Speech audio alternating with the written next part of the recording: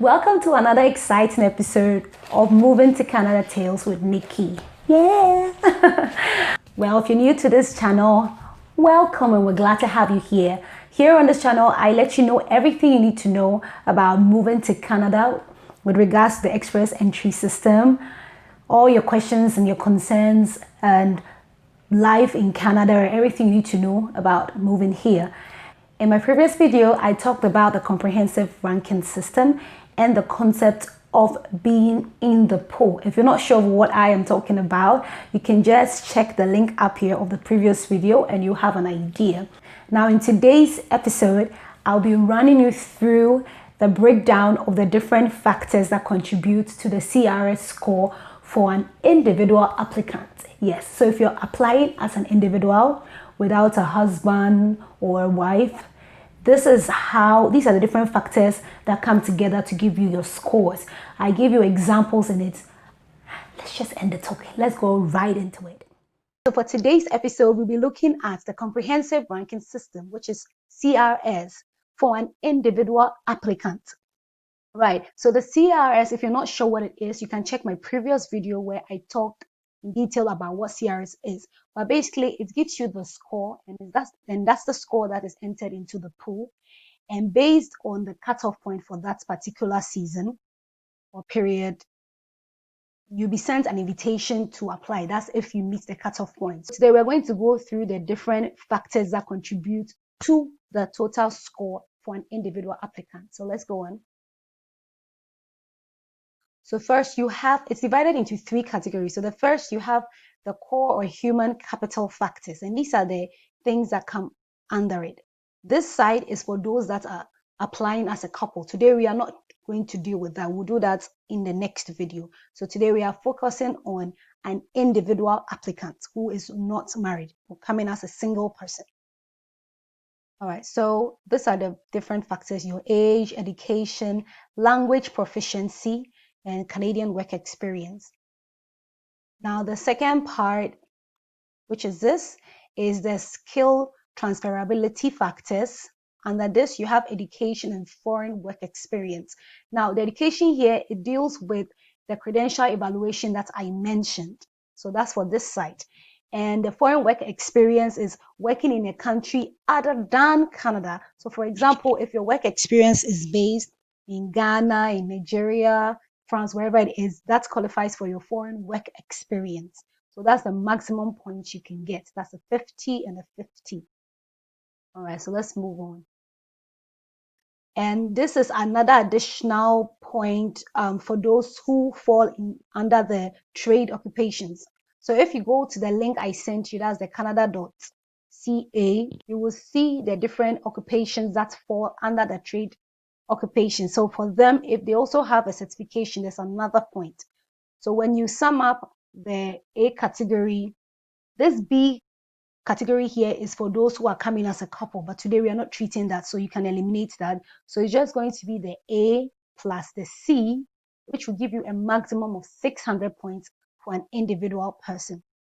So now let's go through the breakdown. Okay, one more thing. These are additional points. So aside the 600, if you have any of these additional points, you can increase your point from 600 to something else. So if you have a brother or a sister living in Canada, the person has to be related to you. It can't be a cousin or an uncle or something. It has to be a brother or a sister. And if you have French skills, then if you went to school in Canada and you have a job offer and there's PN nomination, that's the provincial nominee. I'll talk about that in another video because that's another track on its own. So when you add all of these together, you get 1,200 points. All right, so this is the breakdown for the IELTS. As you can see on top is the CRS IELTS score points. So this is the Canadian language benchmark level per ability. So there's another type of English exams that is accepted in Canada. So it's either you're writing IELTS or you're writing the CLB. But they give you the equivalent of the CLB, like the IELTS equivalent of the CLB. I'll explain everything very soon. So this is just it. I'll put the link below so that you can check it yourself on the site to get more information. But today I'm just giving you a fair idea of how they calculate the score. All right, so like I mentioned earlier on, so this is the CLB levels 4, 5, 6, 8, 9, 10, and this is the equivalent in the IELTS. So under IELTS, you have reading, writing, listening, speaking.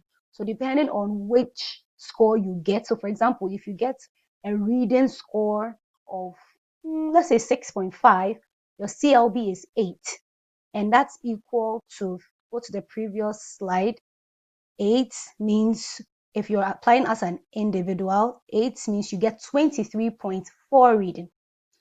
Don't get confused. I'll explain with an example very soon, then it'll be much more clearer. All right, so let's take our example 1. A young lady, she's called Grace. She's a single Ghanaian lady. She's not married. She's 29, and her level of education is bachelor's. So she finished her bachelor's degree, and she wrote the IELTS, and her proficiency, her IELTS, and her scores: reading is 7, listening is 8, speaking is 7, writing is 6.5. And she has her credential evaluation. And for foreign work experience, she's worked in Ghana, in a Ghanaian bank for 3 years. She has no Canadian work experience. She has no French skills. She has no brother or sister living in Canada, no schooling in Canada. So that's the basic profile of Grace. All right, so this is Grace's CRS calculation. So her age is 29, and that gives her 110 points. I will leave a link below for you to check. When you go on that site, you'll be able to know what points you get for your age. But this is just an example. So her level of education from the previous slide is bachelor's degree. So that gives her 120 points. And the higher the level of education, the more points you get. And the age too, if you check the site I'm going to link below, if you're between 19 to about 30 or 31, you have higher points. But you can check it out. Now let's do the breakdown of her IELTS. So the reading, she got 7, that's equivalent to 31 points. Listening, she got an 8, that's equivalent to 31 points. Speaking 7, 31 points. And writing 6.5, that's equivalent to 23 points. I showed you in the previous slide how I came about these 31. So for example, reading is 7, listening is 8 IELTS. So let's go back so that you have an idea. Reading is 7, so that's equal to a CLB of 9. And when we go back, 9, a CLB of 9, if you're applying as an individual, CLB of 9 gives you 31 points. So that's how I did the calculation. All right, so let's move on. So these are the points she gets for IELTS. Then her credential evaluation, she gets 25 points. But for the credential evaluation, the total point is supposed to be 50. But if your IELTS score is like the overall is 7 or below, like 7 for each of the, what do you call it? For each of the different, for each 7 for reading, listening, speaking, then you don't get the 50 points. So those who get IELTS score for reading, listening, speaking, writing, like above 8, for some categories like 8 or 7.5, for different categories, you can get the total 50 points. Then she has no Canadian work experience, and the foreign work experience is also, she has 3 years, so that gives her 25 points. And that one also has the influence of the IELTS as well. If you go on the site, like the link I leave below, if you check it, you will see the different points you need to get for IELTS so that you can get the total 50 points. All right. So when we sum all this together, her total is 396 out of 600. So that will be her CRS score. And this score is a little low, but I mean, the thing is, the cutoff point for the express entry, it keeps changing. It's not the same every time, but I mean, from recent draws, so for example, 2, we have the same Grace, like another lady called Grace, the same age, and her education is bachelor's. Her language proficiency, reading, she has higher scores She has higher scores compared to the previous example. And she has a credential evaluation. She's also worked the same 3 years. She has no Canadian experience, no French skills, no brother or sister, no schooling in Canada. All right, so this is the CRS calculation for Grace. So she is 29, so she gets 110 points. She has her bachelor, so she gets 120 points. And because she has the highest points for reading, listening, speaking, writing, she gets the total points awarded this category. That's 34 points for each. So according to the CRS marking scheme, so to say, this is what they are looking at. 8, 8.5, 7.5, 7. You can get more than that for speaking and you can get more than that for writing. But when you're going above this, yes, then you can get the total point.